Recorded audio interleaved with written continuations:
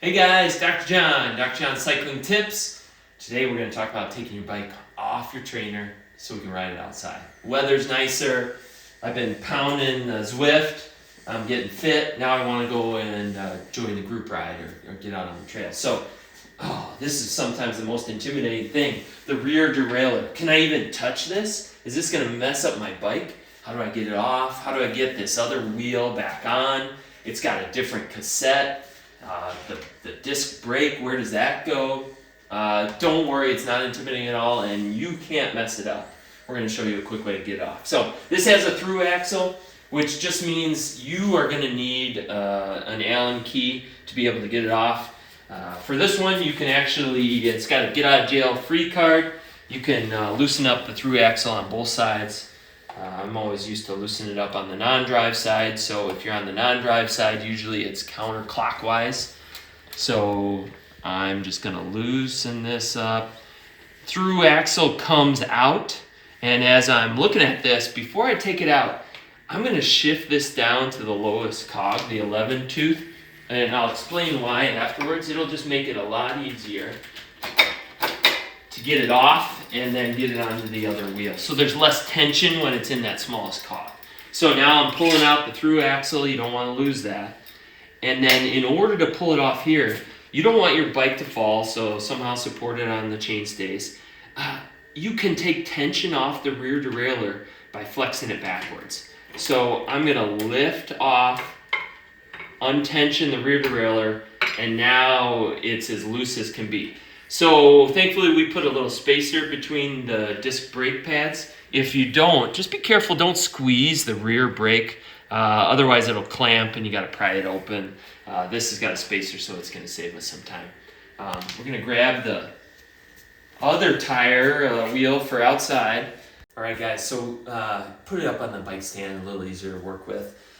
I got a spacer in the disc brake, and this is so in case I accidentally squeeze the brake when it's off, it's not going to compress and get stuck, and then I got to pry open the calipers. So you got to pull out the spacer, save that. It's great to have while you're on the trainer. And then you're going to want to get the wheel in essentially backwards how you took it off the trainer. And so I'm going to slide this through, and I'm going to put a little tension off of my rear derailleur. So the top chain needs to go on top of that lowest cog. If you get it in the second to lowest cog, it's okay. And then slowly release tension on that rear derailleur so that I can glide that wheel right in.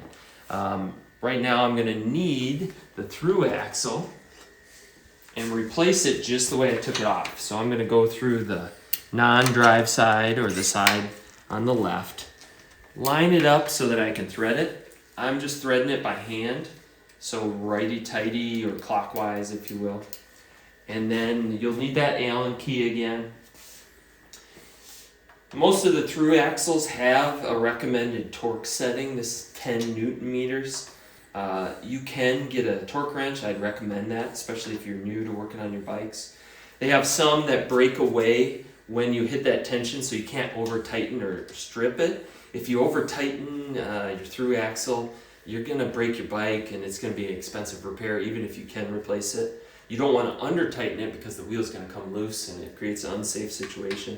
So if you don't know what 10 Newton meters feels like, which is snug but not super tight, get a torque wrench. You're going to save yourself a lot of expense in some repairs. All right, so I got the through axle in, snug to around 10 Newton meters. Now I got to make sure that it's in the right cog, so I'm just going to give it a spin.